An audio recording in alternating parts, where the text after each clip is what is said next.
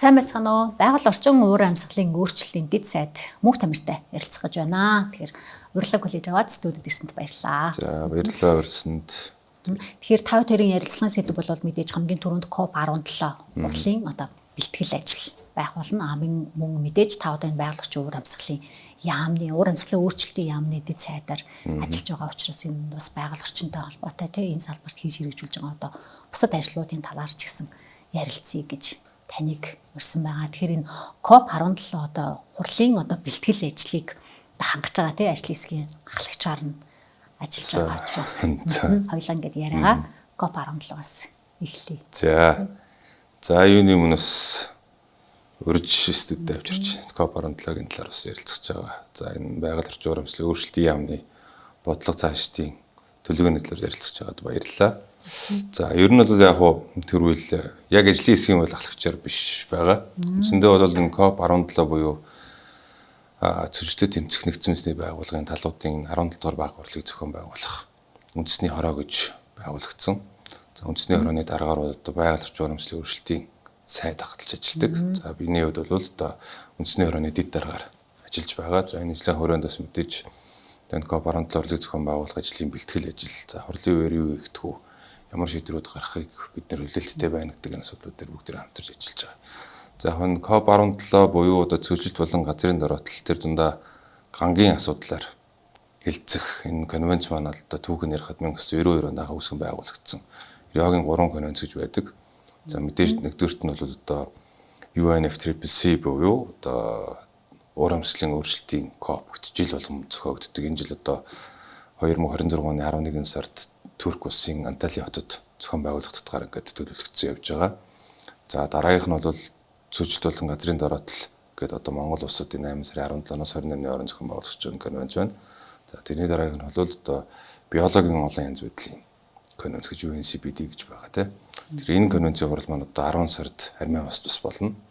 За ингээд энэ жил 2026 онд бол энэ Риогийн 3 конвенцд давхцсан жил болж байгаа. За энэ хурлыг бол 2022 онд Монгол улсад зохион байгуулагдахаар тэрхийг нь авчирсан. За үндсэндээ бол ингээд 4 жилийн дараа 2024 онд Монгол улсад энэ цэцэрлэгт тэмцэх нэгдсэн үндэсний байгууллагын талуудын 17 дугаар баг болох гэж байна гэж ойлгох хэрэгтэй. За яг энэ хурал нь өөрөө ямар учиртай юм бэ гэхлээр тухайн улс орнууд энэ конвенцэд нэгдэн ордог. За UNCCD буюу United Nations Convention to Combat Segregation гэдэг энэ цэцэрлэгт болон газрын дороотой тэмцэх нэгдсэн үндэсний байгууллагын конвенцэд дэлхийн 197 улс нэгдэж орсон байдаг. Тэгэхээр конвенцээс гаргаж байгаа шийдвэр, конвенцээс гаргаж байгаа үүрэг, протоколыг нэгдэн орсон улсууд дагаж мөрдөх үүрэгтэй байдаг.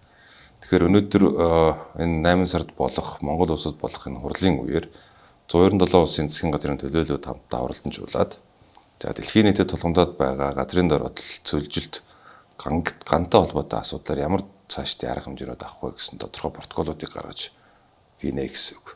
Үндсэндээ энэ гарсан протоколуудын үр дүнг тухайн нэгдэн орсон улсууд дагаж мөрдөх үүргийг хүлээнэ.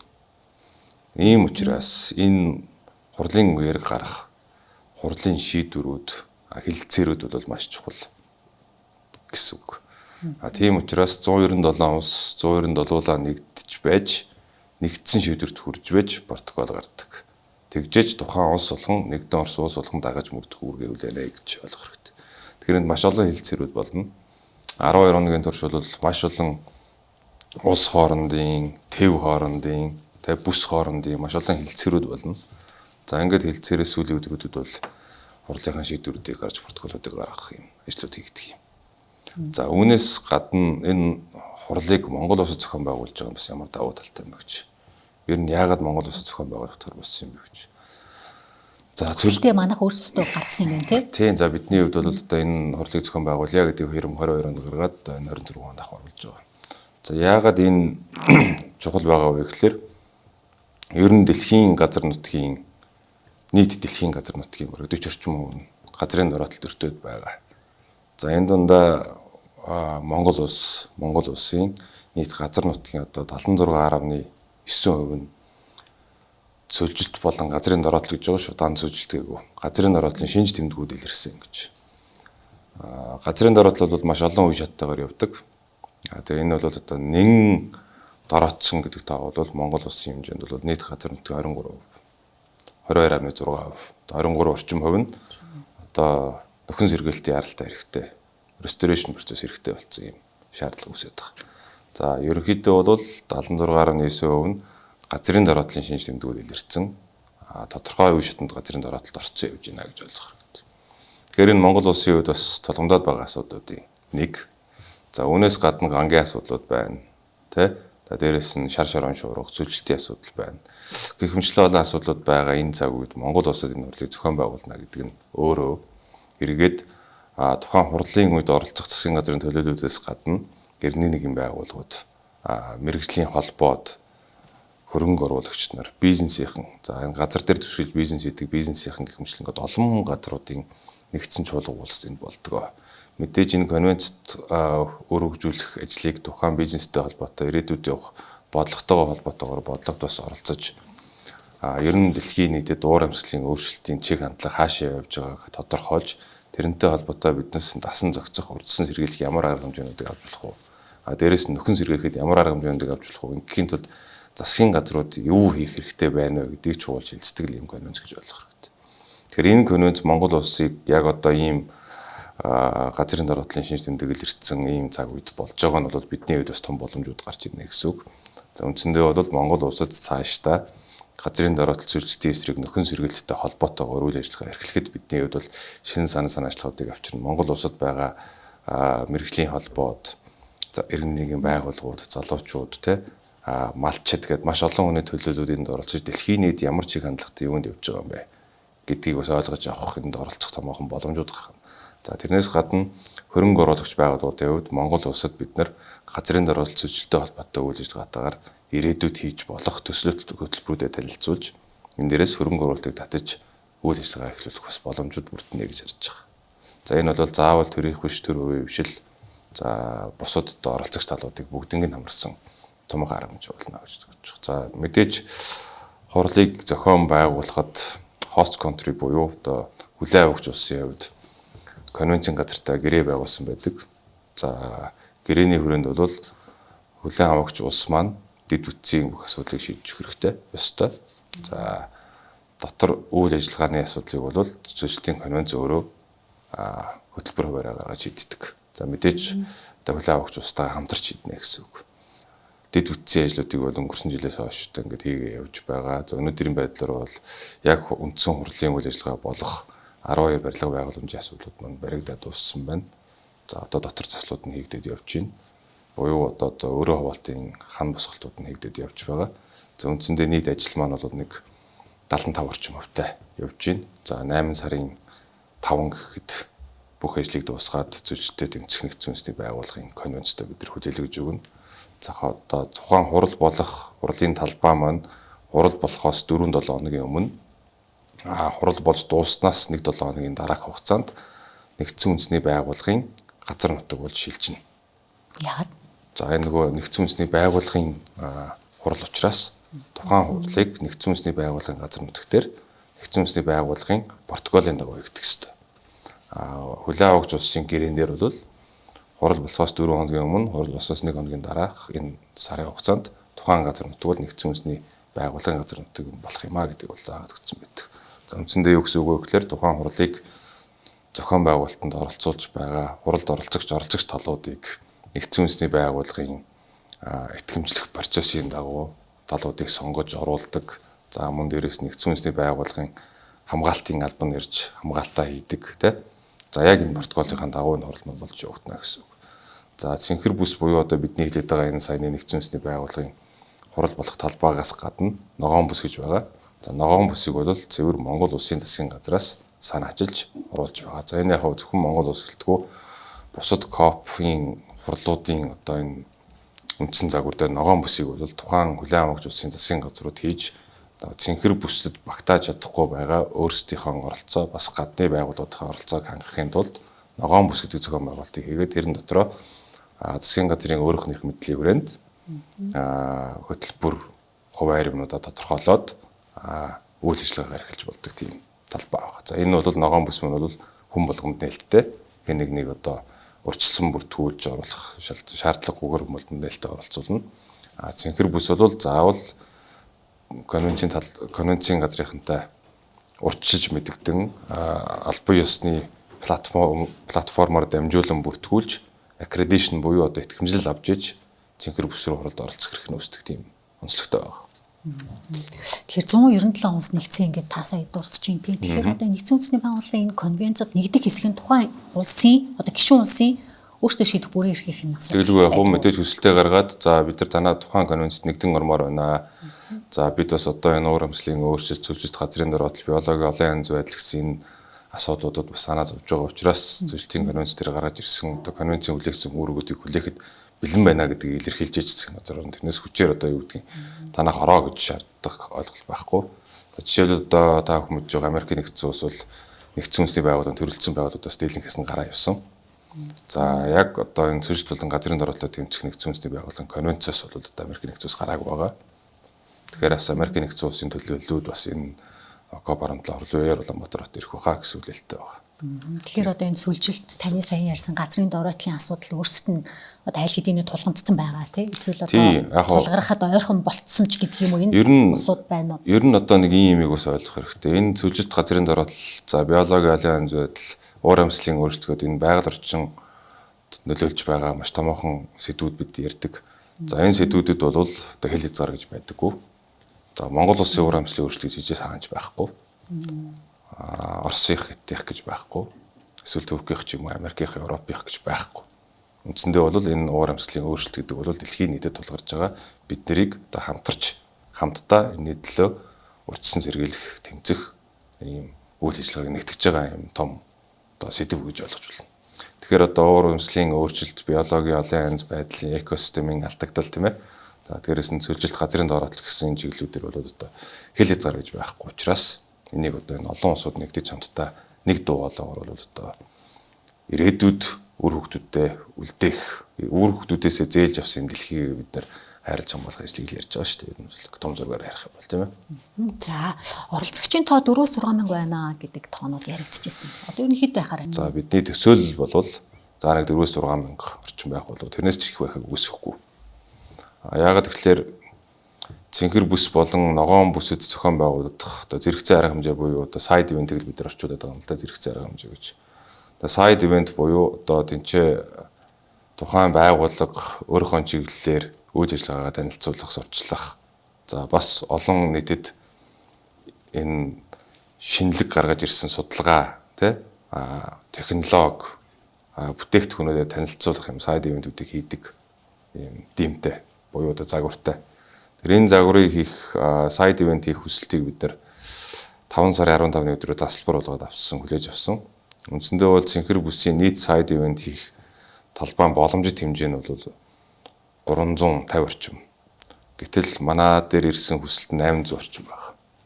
Тэгэхээр мэдээж нэг сайд ивент дээр бол гэдэг чинь тэр 800 зөвхөн Монголоос шүү дээ, гаднаас олон улсаас. Гаднаас шүү дээ. Тэгэхээр хамгийн багадаа бол нэг сайд ивент 50-60 хүн байна. За тэгээ 100 хүртэл 200 хүртэл хүмүүс байна шүү дээ. Тэгэхээр энэ сайд ивентийн хүсэл дээрээс харахад одоо зөвлөлтөд тэмцэх нэгдсэн үндэсний байгууллагын конвенцийн туршлагаас манай конвенцийн газрынхны хэлж байгаагаар бол за энэ 800 орчмын сайд ивентийн дүнтгэл түүхэндээ бид нар хамгийн олон сайд ивентийн хүсэлт авж байна.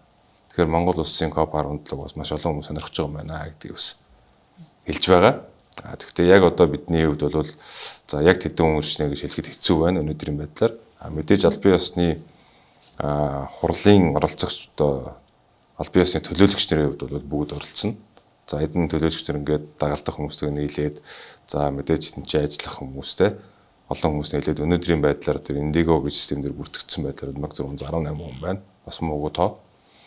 Тэгээд одоо үүний хажуугаар бол одоо хувийн бизнес эрхлэгч нар, хөрөнгө оруулагч нар за тэгээд иргэний нэгэн байгууллагууд одоо жишээ нь юу гэдгийг олон улсын малчтын чуулга клубийнхэн ч гэсэн ингээд бүгдээр ирэх хүслүүдэд тавиа явж байгаа. Эднээс ингээд тоонууд нэмэгдэхэд бол хүний тав бол бидний төсөлж байгаас хүрээд ирнээс давах болов гэсэн одоо мэдрэмжтэй байна.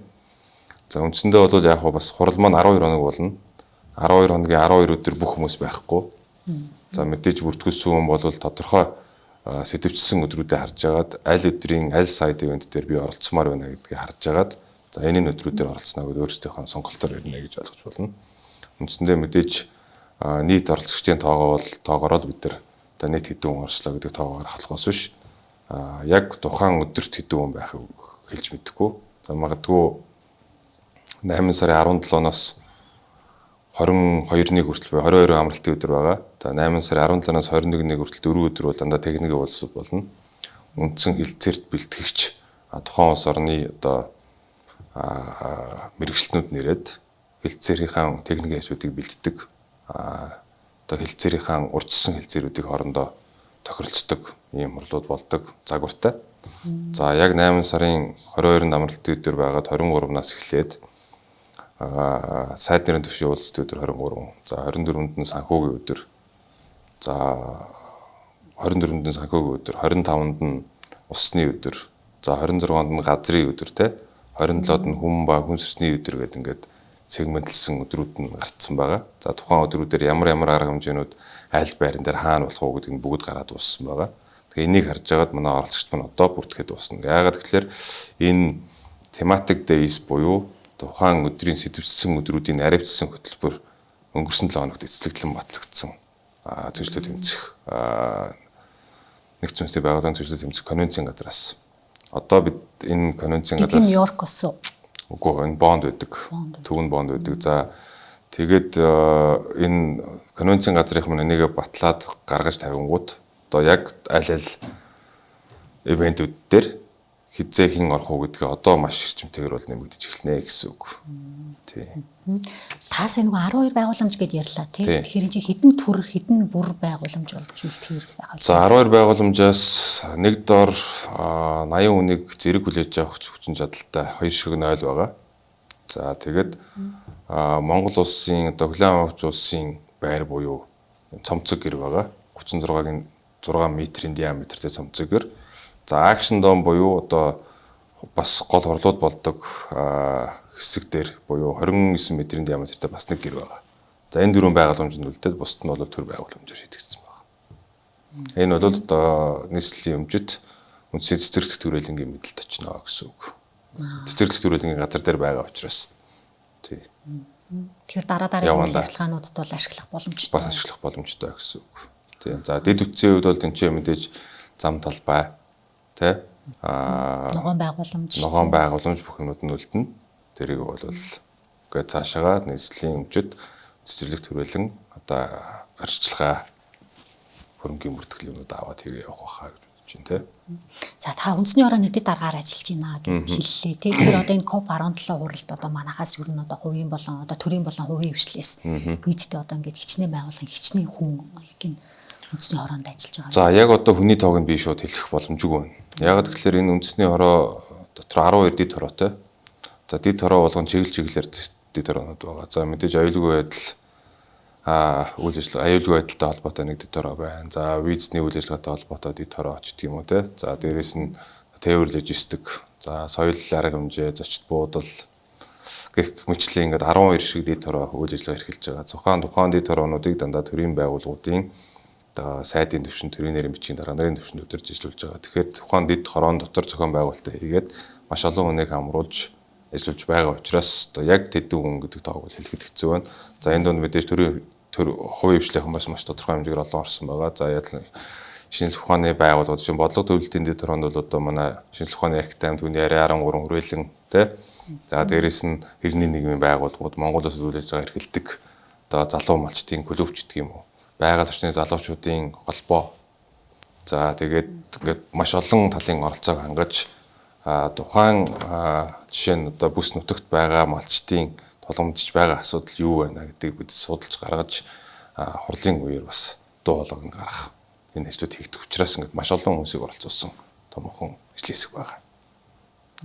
За тэгэхээр одоо хоёлоо төсөв мөнгөний асуудал руу орно. Тэгэхээр мэдээж хэрэг энэ олон улсын маш одоо Монгол гэдэг улсын бас нэг нүүр царай болох том хурлыг бид нар ингээд хийх гэж байна. Тэгэхээр олон ингээд тал талаасаа хамтраад ажиллаж байгаа юм байна.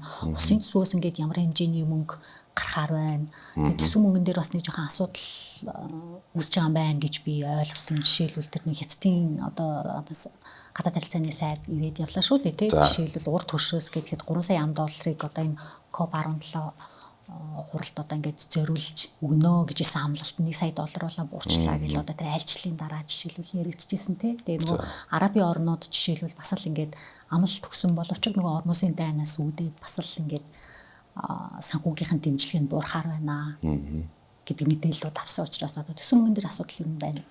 За яг хөө мэдээж энэ том хурлыг бол Монгол улс анх удаа зохион байгуулж байгаа. За мэдээж өнгөрсөн 2025 оны засгийн тухай хуулиараа 11 сарын 1-ээс өмнө одоо энэ төсөв батлагдсан гардаг. Тэгээ энэ 2026 оны улсын төсөв дээр за 25, 26, 27 оныг дамнуулаад COP17 орлогыг зохион байгуулах улсын төсөв дээр бол нийт 301 орчим тэрбум төгрөг суусан байдаг юм байлээ. За мэдээж одоо яг байдаг юм байна гэж байна лээ гэж ярьж байгаа шалтгаан бол би бас энэ бүхэн хийгцээ дараа тухайн энэ ажил дээр томтогдож ирсэн учраас одоо тэгж ярьж байгаа. За үндсэндээ бол юу гэдэг вэ гэхээр энэ тухайн улсын төсөв дээр суусан мөнгөндөөс одоо бид тодорхой хэмжээнээс хэмнэлт гаргахаар зорж ажиллаад нэг 64 орчим тэрбум төгрөгийг хэмнээд одоо үндсэндээ бол болчихж байгаа. За яг энэ дээр нэг төсөв мөнгөн дээр тодорхойгүй байсан зарим нэг асуудлууд нь юу вэ нэ гэхээр анханасаа төлөвлөлт хийхдээ зарим нэг үйл ажиллагааны зардлуудыг ерөөсөө огт суулгаагүй асуудлууд байгаа.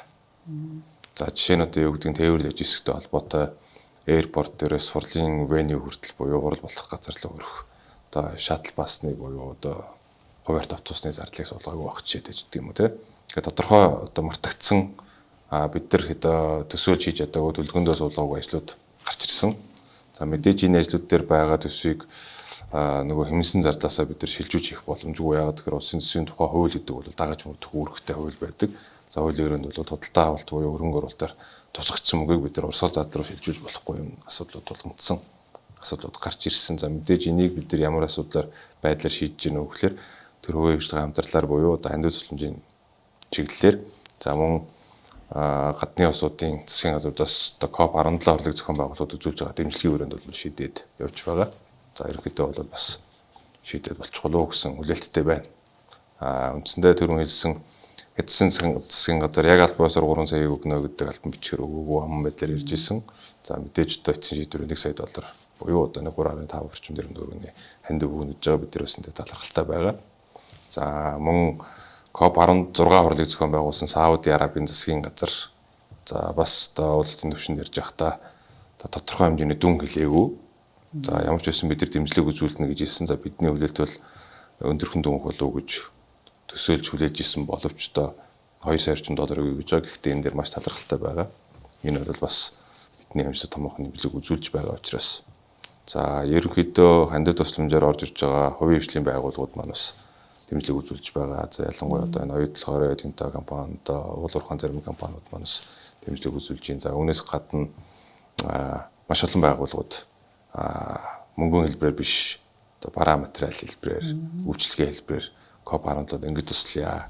За дээрээс нь бид нар одоо энэ байгаль орчинтой холбоотой урьдчилан сэргийлэх нөхөн сэргийлэх үйл ажиллагаан дээр ийм төслүүдийг хийж байгаа маа. Энийг бас танилцуулмаар байна ч гэдэг юм уу. Ийм байдлаар ингээд хамтарлууд бид нар хийж явж байгаа. За энэ өрөөнд бол төсөөлөлд нэгдээд болцохоор одоо байгаа гэж хэлмээр байна те. За. Тэгэхээр яхаа нөгөө бэлтгэл ажлын явцыг бол бас та бүхэн баг ингээд бямбарыг болгонд нөгөө яг хурал болох газар дээр очиж хуралдаал ингээд явцын мэдээллийг бол бид нар ингээд аваад байгаа тий. За ямар ч байсан тэр ингээд зам тавьж байгаа юм байна. Мод энэ төр тарьсан харагдчих юм лээ. Тэгээ эхнээсээ ингээд нэг том одоо майхан гэж хэлэхгүй ингээд том цагаан байгууламжууд энэ төр босцсон тий. За энэ бол хэлбэр хэлбэр гэх юм уу? Одоо зохион байгуулалттай холбоотой ажлууд байгаа тий.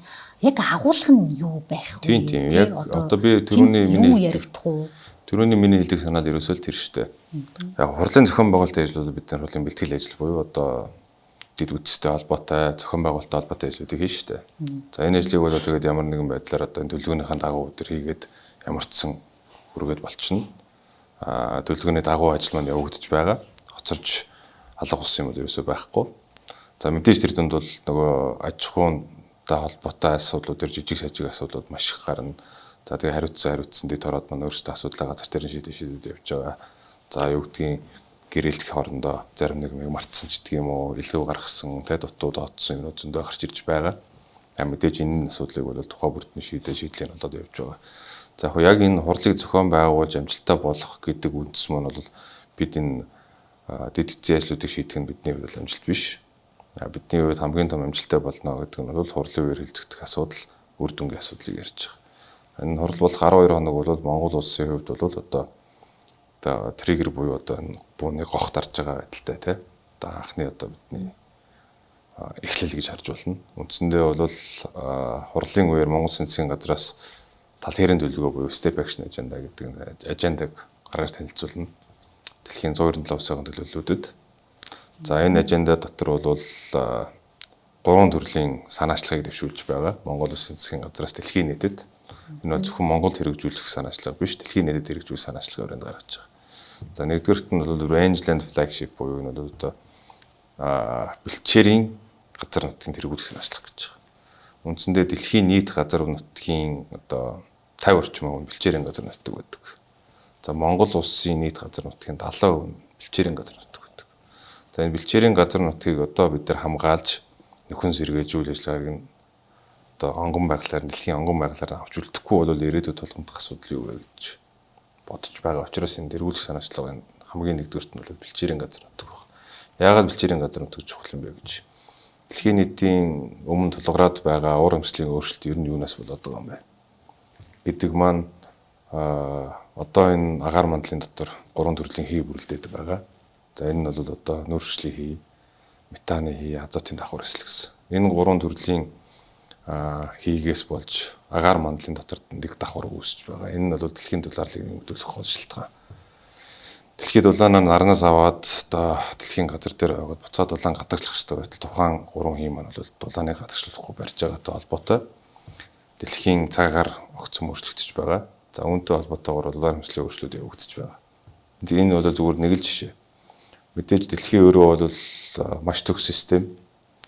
Хүний үйл ажиллагаанаас холбоотой үйлдвэржилт ихсэж байгаатай холбоотойгоор нүршлийн хий буюу CO2 маань бол маш ихээр үйлдвэрлэгдэж байна.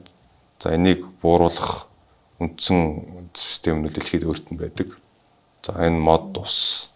За энэ өвс зүйлэг ногоо гэдэг маань л өөрөө одоо бидний яриад байгаа энэ карбон буюу CO2-ыг шингээх хамгийн том технологи гэдэг өөрсдөө дэлхийн одоо унган өөрийнх нь экосистем.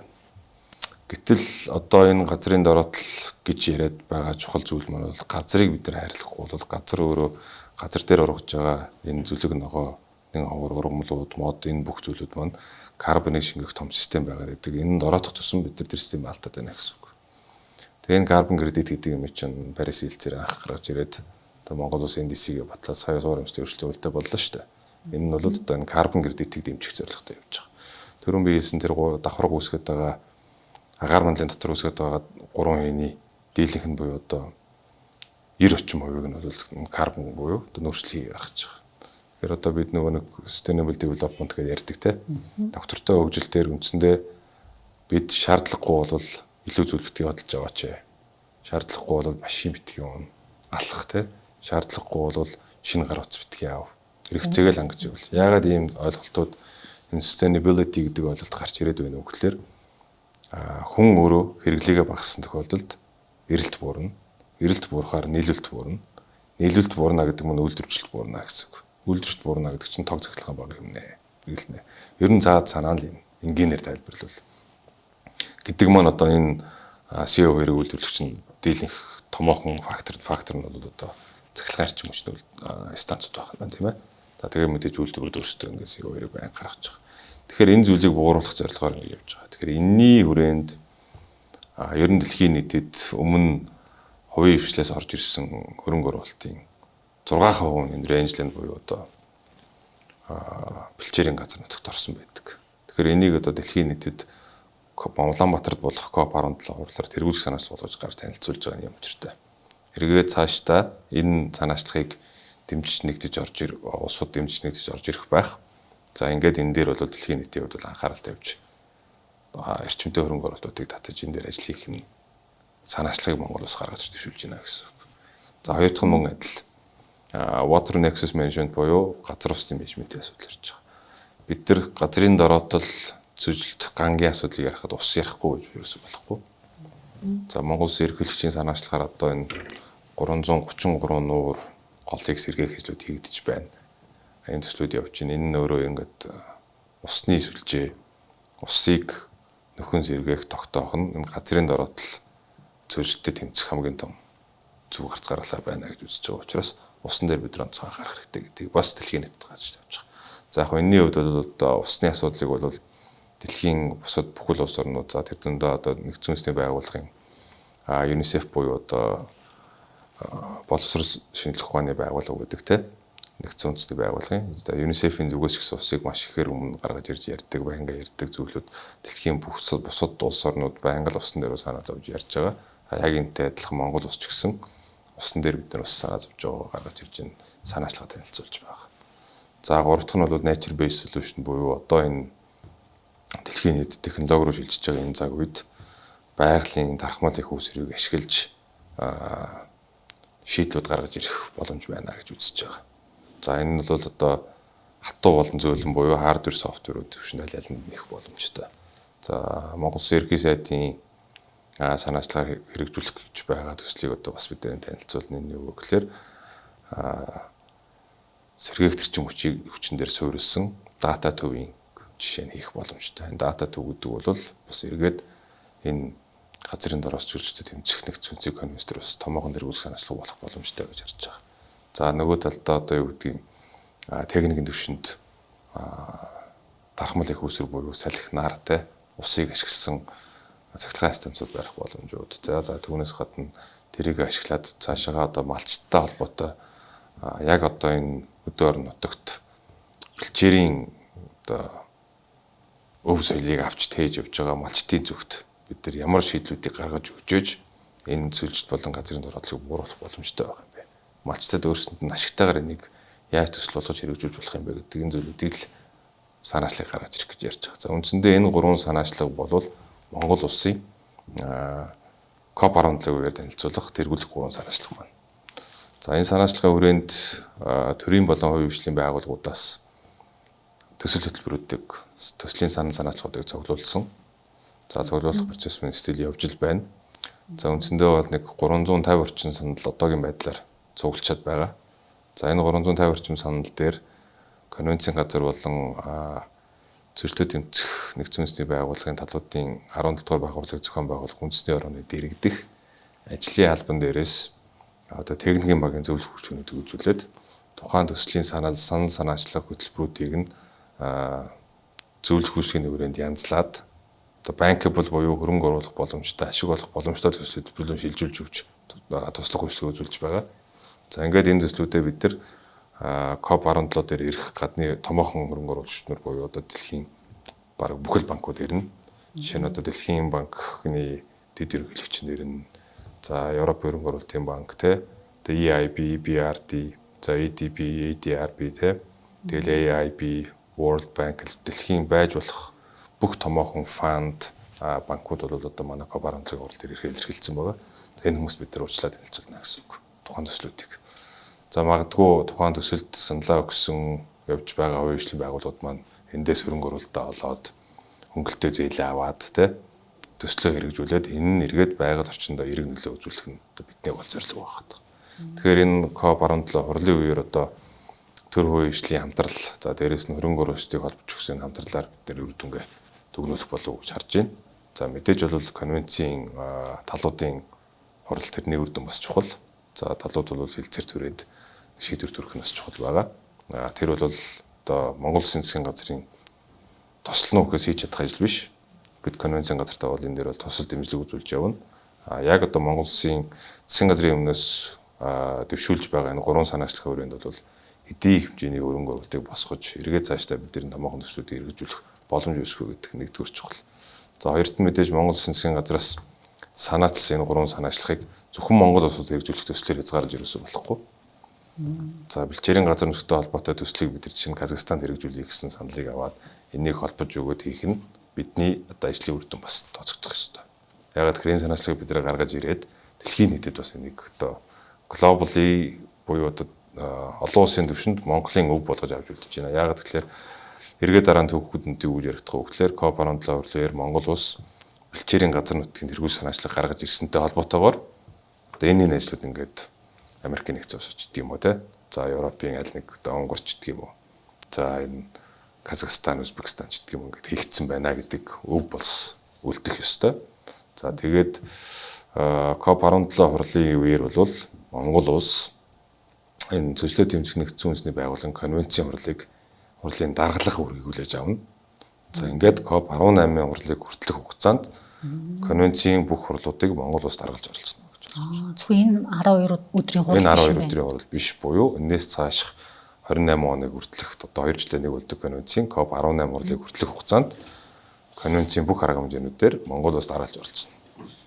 Тэгэхээр бид одоо энэ нөгөө COP17 хурлын үеэр танилцуулсан 3 санаачлагаа 2 жилийн хугацаанд хэрэгжүүлэх ажлыг ингээд тогтмол хийнэ гэсэн. Араас нь санаа тавиад одоо ажил хэрэг байнгын одоо дараагийн удаагийн хурлаа гэдэг нь дэлхийн аль нэг улсад болоход энэ чи очиод хурлыг даргалаад за тэргүүл санаачлагын хүрээнд хийж байгаа ажил. За энэ 2 жилийн хугацаанд тэргүүл санаачлагын хүрээнд босгосон дэлхийн нийтээр босгосон хөрөнгө оруулалт амжилттай хэрэгжсэн төсөл хөтөлбөрөөр одоо бидний үр дүн бас хэмжигдэнэ гэж ойлгох хэрэгтэй.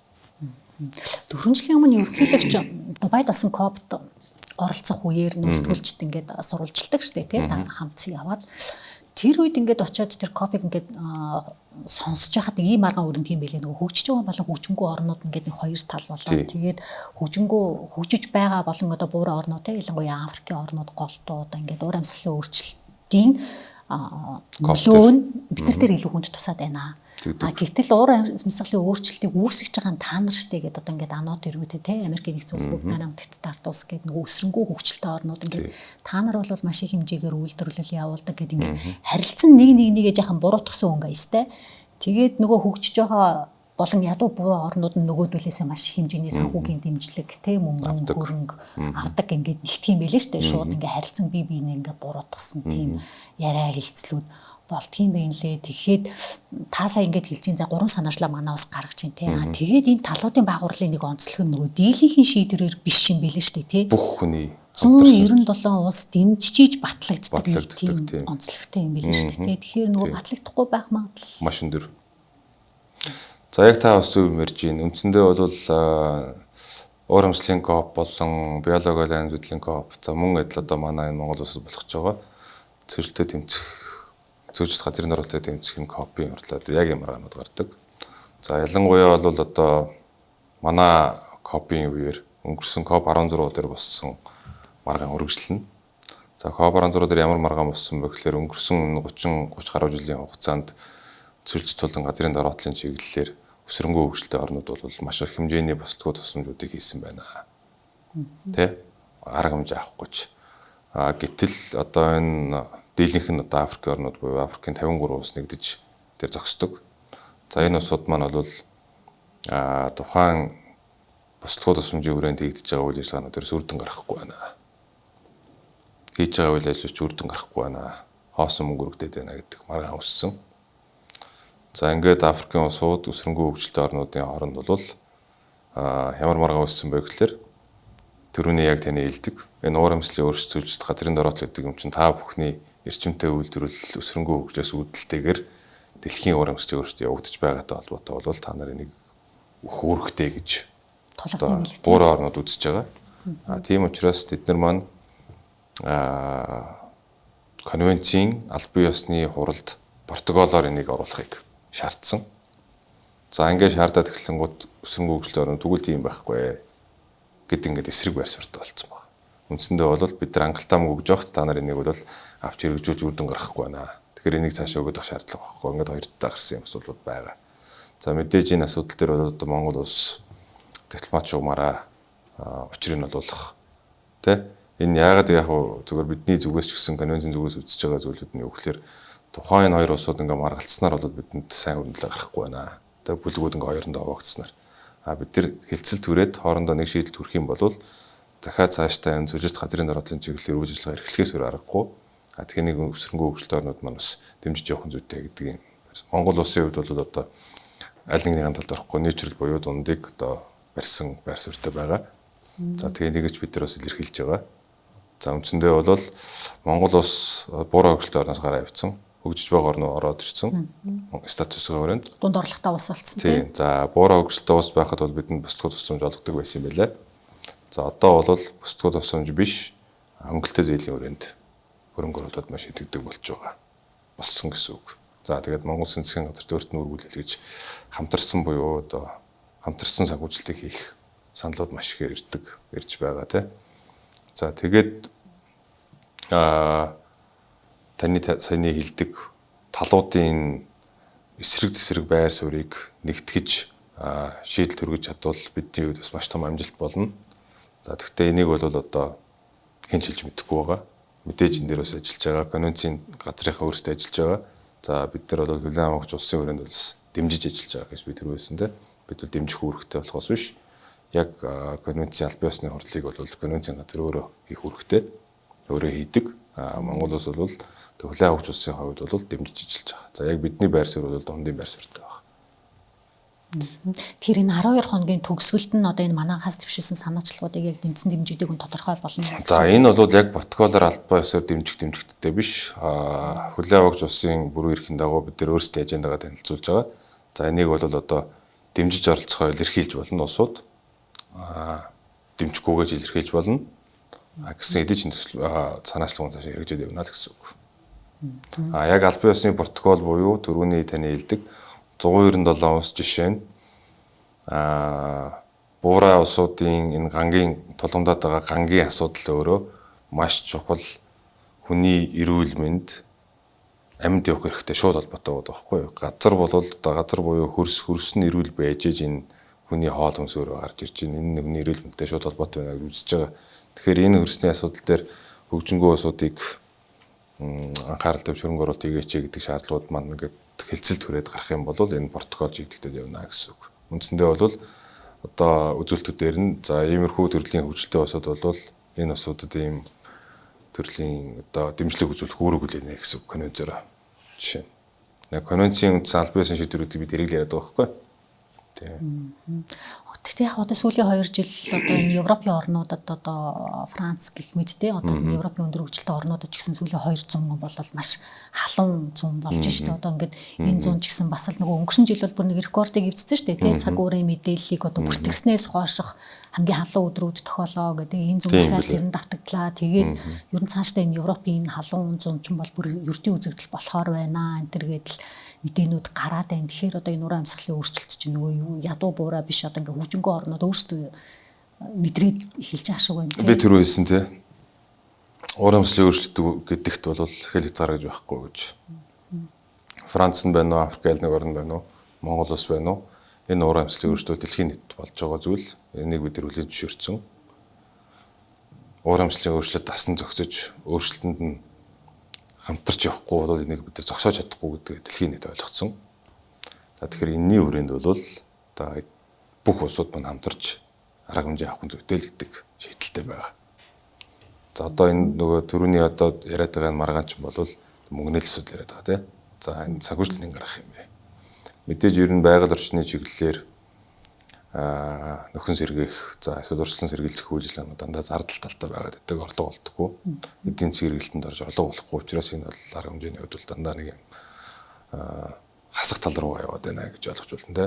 Тэгэхээр энийг ганцхан манай нөхцөлтийн конвенц бусад бүх конвенцууд за дэлхийн нийтийн уран амьсгалын өөрчлөлтийн байгууллагууд нийлээд юу гэж үзэж байна вэ гэхээр эдийн засгийн хэрэгэлтэнд оруулаад байгаль орчны хамгаалангаа ашиг олдог байяа л гэж хэлээд байгаа байхгүй.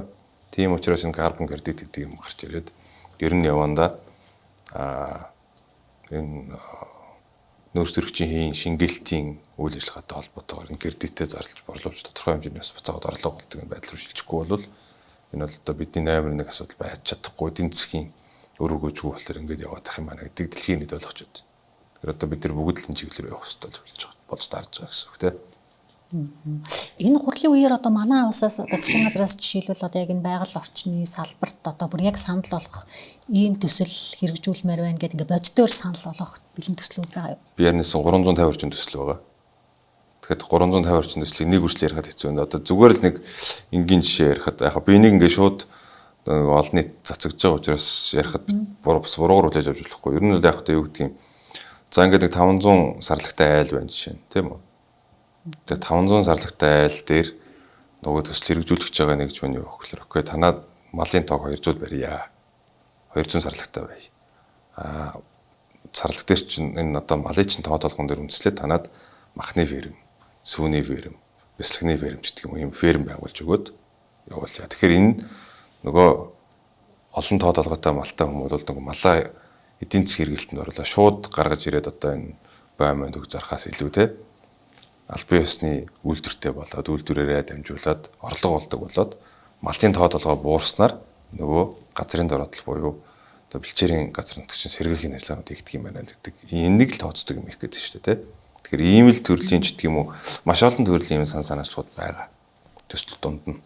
Тэгэхээр энийг одоо санхүүжүүлж хөрөнгө оруулах нь одоо тухайн одоо санхүүжигч байгууллагын л эрхийн асуудал шүү дээ, тийм ээ.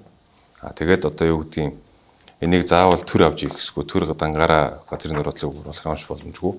Энэ бол хувь иргэн бүр, хувийн хвшил бүр бүгд хамтралаар одоо ажлууд хийгдэх ёстой. Тэхийн тулд эдийн засгийн хэрэгэлтэнд оруулах ёстой гэж үзэж байгаа. Тэгээ сая уур амьсгалын өөрчлөлтийн анхдагч хууль одоо батлагдсан. Тэгээ ерөнхий сайд бол энэ хууль дээр бас манлайлан оролцож энэ хуулийг батлуулахад бас хамаг том дэмжлэг үзүүлсэн. За их хурлын дарга байхдаа анх энэ хуулийг өргөн барьж өөр дээр авч явж байгаад одоо ерөнхий сайд руу шилжсэнийхаа дараа бас одоо засгийн газрын түвшинд энэ хуулийг авч хилцүүлээд сая эцэглэн батлагдлаа. Үндсэндээ бол бид нэр энэ карбон кредит буюу уур амьсгалын өөрчлөлттэй холбоотой хууль эргэцсэн орчинтой болчихлоо. За энэ мань бол одоо хувийн хвшил, эрхэн хувь хүнд бүх хүмүүст одоо нарны панел тавиад тэрийгэ тооцоолаад хэдийн хэмжээний карбон шингэлтийг хэмжээгээ тооцоолаад кредит асууж авах боломжтой болж ийн гэсэн үг. Хувь эргэн бүр хүртэл те. Тэгээ энийг бид нар эргэцсэн орчин ингээд бэлтгэсэн. Мэдээж одоо хууль бол алдаа мадаг гарсан байхыг үгүйсэхгүй. Мэдээж энэ эргэцсэн орчин үндсэн хуультай болно гэдэг бол бидний хувьд бол том дэвшил. Цаашлаад одоо хууль дээр асуудлууд гарвал шинжилээд явах бүрэн боломжтой болж байна гэсэн үг жишээ нь. Энэ уур амьсгалын өөрчлөлтийн хууль баталсан их цөөх улс байдаг гэсэн шүү дээ, тэгэхээр тийм. За яг одоо нарийн тоогийн би мэдэхгүй байна. За манайх одоо баг эхний нэг 15 дотор байна болов гэж бодож байна те. Яг нарийн тоогийн би мэдэхгүй байна. Ер нь бол яг интернетээс хайгаад л гараад ирнэ л те. Тэг ер нь бол маш цөөхөн улсууд байдгийн нэг нь болж байгаа бас. Энэ олон улсын хурлууд чинь бас яг нөгөө ямар төвшин хүмүүс оролцож ийн гэдгээр бас нэг ач холбогдлыг нь үнэлдэг шүү дээ. Тэ жишээлбэл манай энэ COP17-д яг одоогийн байдлаар яг хичнээн ерөнхийлөгчдийн ерөнхий сайд хичнээн. За яг ерөнхийлөгч ерөнхий сайд буюу өндөр дээдийн түвшинд бол яг аль биесээр одоо баталгаажуулж ирсэн хүн байхгүй. За хэд хэдэн өмнө ерөнхийлөгчийн ажил хийжсэн ч гэх юм уу те. Хүмүүсийн эрх бүртгэл байгаа. За ер нь бол сайдрын түвшинд бол маш олон хэмжээний өргөн хэмжээгээр оролцох баг. За магадгүй энэ цаг хугацаанд болцсон үед өндөр дээд буюу ерөнхийлөгч ерөнхий сайдын түвшинд оролцохдоо бага хөө бараг орохгүй гэж магадгүй байна те. Тэрийг бол одоо би бас яг хэлж мэдэхгүй байна. Нөгөө гадаад зэргийн яамны процедурын асуудал учраас. Тийм. Гэхдээ яг ер нь бол өндөр дээдийн хэмжээнд урилгууд бол явсан. Тэг яг одоогийн байдлаар баталгаажуулалт ирээгүй байгаа учраас энийг бас хэлж мэдэхгүй байгаа. За сайдрын түвшинд бол маш олон ер нь дэлхийн бараг ихэнх улсын байгаль орчны болон сангийн яамны тэ. За яг манайх ч ингээд байгаль орчин уур амьсгалын өөрчлөлтийн яам гэж явдаг боловч бусад улсууд бол ингээд хуваагдсан байдаг. Экологийн яам, байгалийн нөөцийн яам, тэ уур амьсгалын өөрчлөлтийн яам гэдэг ингээд хуваагдсан байдаг. Тэр болгон сайд нар нь бүгдээр ирэх тэмдэглэлтэй байна. За та тэгэхээр ямар ч байсан одоо ингээд COP болтлоо илүүтэй нөгөө COP17-гийн одоо бэлтгэл рүү бүх анхаарлаа хандуулж ажиллаж байгаа ах. Үүнээс өөр одоо ингээд дэд сайдын хуваар тий одоо яг таны хариуцж ажиллаж байгаа ямар төсөл хөтөлбөрүүд байна вэ? Яг ингээл тухайн нэг салбарын яамыг бариад сайд дэд сайд тэгэхээр заавал ажлыг хуваах гэдэг. Энэ бол бүгд хамтдаа цугталж хийж байгаа ажлууд байх хэрэгтэй гэж би бол үздэг. Энийг хувааж явал миний хийх ажлын хүрээ энэс бос руу би орохгүй зөвхөн энийг нэдэг болж байгаа утгагүй болгох гэж бодож байгаа. За яг үндсэндээ бол манай байгаль орчин уур амьсгалын өөрчлөлтийн яам 1990 оны эхнээс ахуулаад хэрэгжиж ирсэн хуулиуд дээр үндэслээд одоо ажиллагаа эрхлээд явуулж байна. За энэний хүрээнд бол одоо яамны удирдлагын багийн зүгээс юу ярьж байгаа вэ гэхээр нийт 14 хуулинд өөрчлөлт оруулах, шинжилгээ хариулах, асуу шинээр гаргаж ирэх юм төслүүд явагдаж байгаа.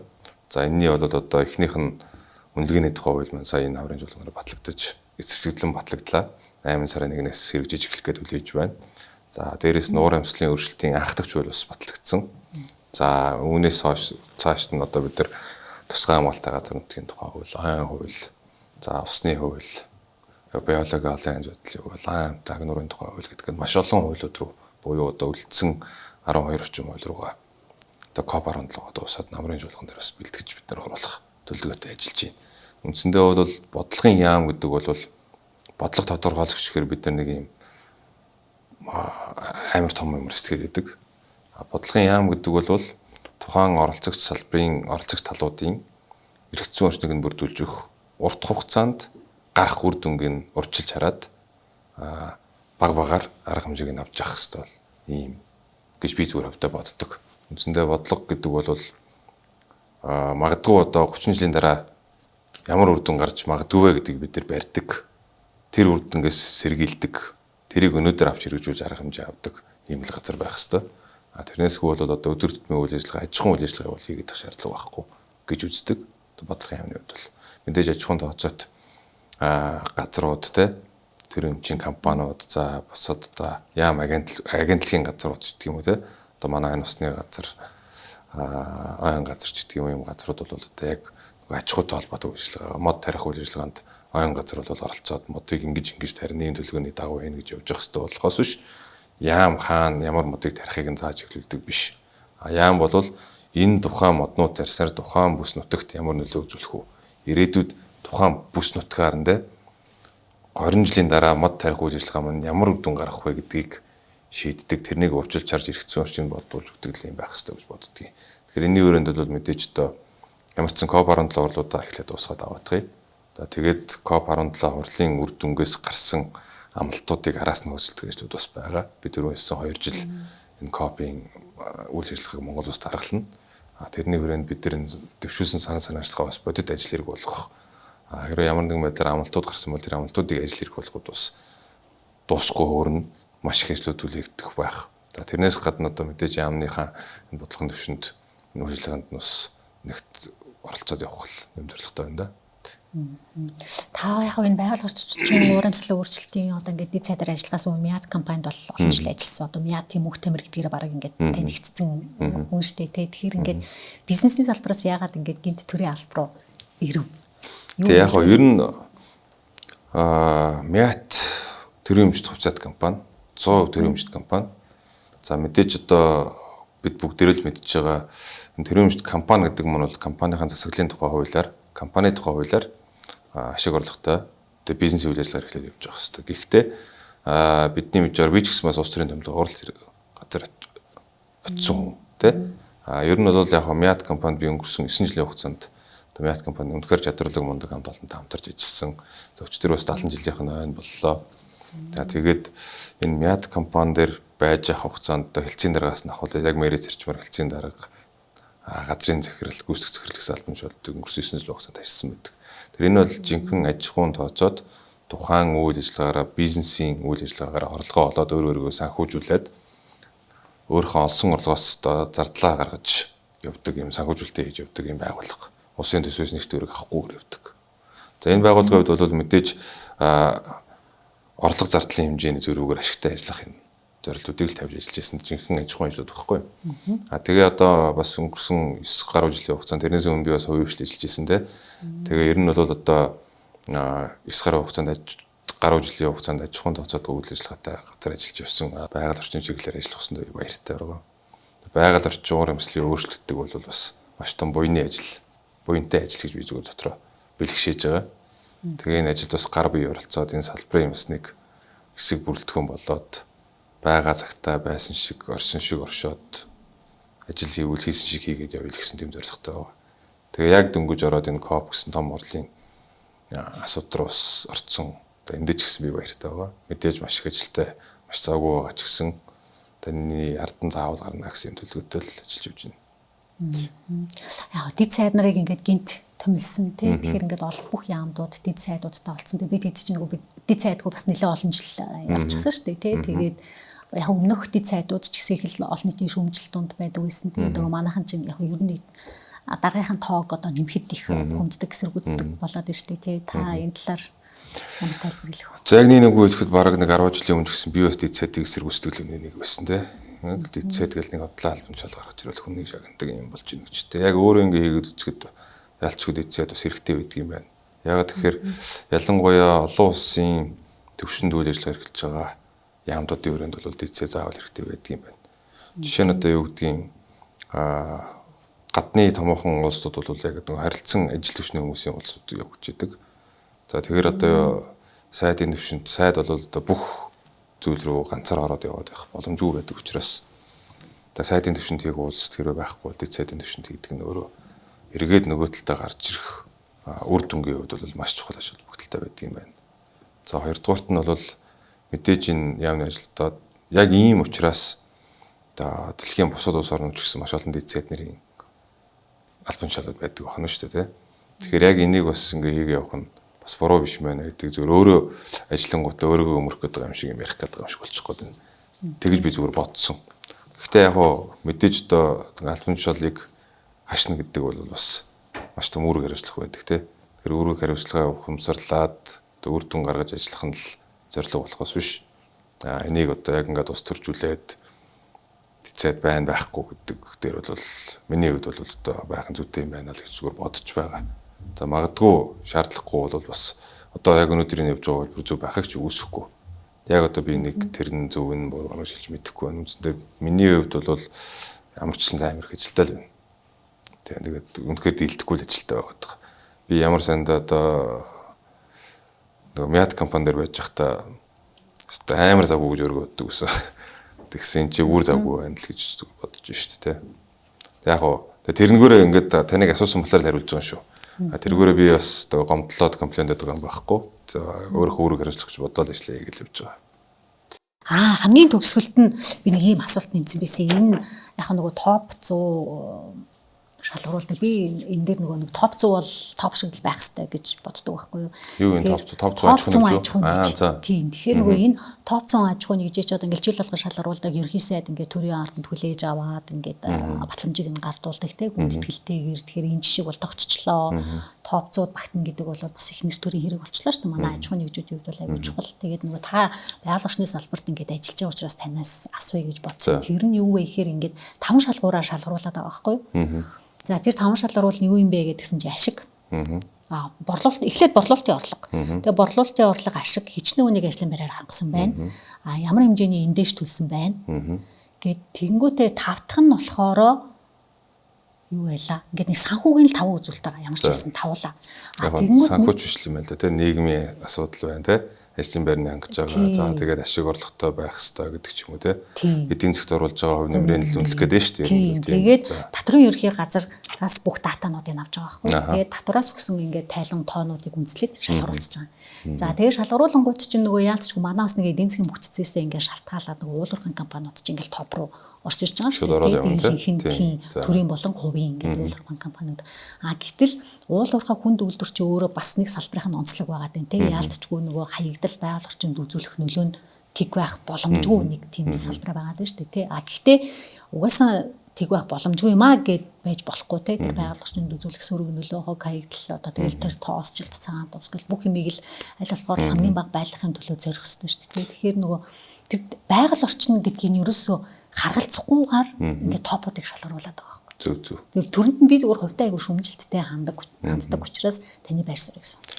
За би яг энэ дээр бол бас боддог, миний бодж явдаг зүйл л дээ. ESG гэж Environment Social Governance гэсэн ойлголт байдаг. ESG-ийн тайлан гэж гардаг. Тэгээ ESG-ийн тайлан одоо дэлхийн нийт ямар чиглэлээр явагдсан бэ гэхэлэр за дандаа санхүүгийнх нь харилцаан дээр уяад өгсөн байдаг. Жишээ нь банкн дээр гэдэг юм уу, хөрөнгийн бирж дээр ч гэдэг юм уу те. Хэрвээ та чи танай компани олон улсад нээлттэй листед болох гэж байгаа бол IPO гаргаж хийх гэж байгаа бол ESG-ийн тайлан хамгийн чухал гэдээ оруулсан байдаг. Тухайн байгууллагын одоо үндсэн шаардлагууд дээр оруулсан байдаг. Тэгээ ESG гэдэг нь өөрөө юу вэ гэхлээр одоо байгаль орчин болон одоо нийгэм засаглалын хүрээнд бол хийж байгаа ажлаа гаргаж ир тайландаг юм том тогтолцооны систем болж байгаа. Тэгэхээр ESG-г бол бид нэрээс хэрэгжүүлэх зүйтэй. Гэхдээ энийг яг өнөөдрийн төвшөнд Монгол улсад шууд бүх аж ахуйн нэгжүүд дээр ESG-ийн тайлан mandatory буюу одоо заавал хүчээр ингээд авах нь бас маш том эрсдлийг дагуулах үр дагавартай. Жишээ нь одоо юу гэдгийг жижиг дунд үйлдвэрлэл эрхэлж байгаа бизнес эрхлэгчид маань ESG-ийн тайлан гаргахад бол маш хэмжээний зардлууд гаргана. За ESG-гээ тайлан гаргахад бол маш их ажлууд хийн. Хийжээ тайлангаа гаргах ингээд сөрөг нөлөөнүүд гарах магадaltaй эдийн засгт бас нөлөөлөх юм. тэнцвэр байх нь шүү дээ. Тэгэхээр энийг бол эхний ээлжинд одоо багаар гэдэг юм уу? Томоохон мега төслүүд, мега үйлдвэрүүд дээр ч гэдэг юм уу? Энийг нь одоо гадны адилхан жишгийн дагуу санхүүгийн нөлөөс одоо уяах хэрэгтэй. Санхүүгийн зохицуулах орон дээр ESG-ийн тайлангийн юмнуудыг нь тодорхой оруулж ирээд байх байдаг л да Монголд одоо. Гэхдээ энийг гаргаж байгаа ESG-ийн тайлан гаргаж байгаа компаниуд бол дийлэнх нь сайн дээр үндсэн дээр өөрсдөө одоо санхүүгийн харилцаанд гадны хөрөнгө оруулалтыг татгах байгаа, эсвэл одоо нэг бонд гаргах гэж байгаа ч юм уу те томоохон зээл авах гэж байгаа тохиолдолд, ногоон санхүүжилт авах гэж байгаа тохиолдолд эсвэл олон улсын хөрөнгөний бирж дээр листед болох гэж байгаа компаниуд энийг бэлдэж явдаг. Гэтэл энийг бид өргөжүүлээд явах нь бол цаг хугацааны асуудал. Заавал энийг хийх ёстой. Ер нь ирээдүйд. Одоо юу гэдгийг ESG-ийн тайлбарч маш энгийн юм зөндөө байдаг шүү дээ. Цаасны хэрэглээг бууруулсан жишээ. Манай компани софтвер хэрэгжүүлээд одоо юу гэдэг лээ? Програм хэмжиж оруулж ирснээрээ бид тэр цаасны хэрэглээ бууруулсан. Энэ нь бол байгаль орчинд үзүүлж байгаа бидний нөлөө дэмжлэг юм а гэдгээ тооцоолаад аль биесээр тайланд оруулаад явдаг жишээ. Тогны хэрэглээг авахлаг болгоцсон тий гэдэг юм уу. Гэт маш олон юмнууд байдаг. Одоо жишээ нь шатхууныхаа хэрэглээг бууруулсан. GPS авчир тавиад шатхууныхаа явах зайнуудыг нь бүгдийг нь тодорхойлоод гаргацсан ч гэдэг юм уу тий. Одоо жишээ нь юу гэдгийг Мэд компани дээр үжигт бид нэр Skybird гэдэг програм суулгаж ирсэн. Онгоцынхоо нислэгийн горимд өөрчлөлт оруулдаг. Тэр нь бол энгийнээр ярил А цэгээс Б цэг рүү орохдоо хамгийн өндөрлөх зэгт гарч байгаа л шааригдуулдаг л ерөөсөө одоо машинаарийнхаа шааригдуулдаг. Онгоцыг үү? Тий. Айл болохдоо нөгөө газ баг хэргэлдэг програм багхгүй. Тухайн програм бүх замынх нь тооцоолоор гарч ирж байгаад зөвлөмж өгчдөг. Нисгч тэрэг хэрэгжүүлээ явахаар хамгийн бага шатхуун хэрглэж байна гэсэн. Шатхуун баг хэрэгжсэн манай зардал буурж байгаа. Дээрээс нь бид нар байгаль орчинд буюу агаарт ялгаруулж байгаа 1 м3 тонны нөршлөгийг бууруулж байна гэдэг нь бид нар бас энэ дээр нөгөө карбоныг хэмжиж байна гэсэн үг тийм. Тэгэхээр иймэрхүү үйл ажиллагаануудаа хийгээд тэрийг ESG-ийн тайланд гаргаж ирдэг нь өөргөжүүлж явах нь бол цаг хугацааны асуудал. Бас тунгуудахгүй энэ дээр бид нараас ярилцж байгаа. Ерөнхийдөө бол одоо ерхий сайдын ажлын хавтаас ч гэсэн нэг ярьсан. Яг ESG-ийн тайланг бол аль биесжүүлээд тодорхой дагалдах хууль өдөр нөөцлөл оруулах ажлыг хүсэх юм болох хэрэгтэй байна гэж. За ойлголоо. За баярлалаа. За баярлалаа. Тэгэхээр байгаль орчин уур амьсгалын өөрчлөлтийн дэд сайд мөнх тамирын ярилцлагыг та бүхэнд хүргэлээ.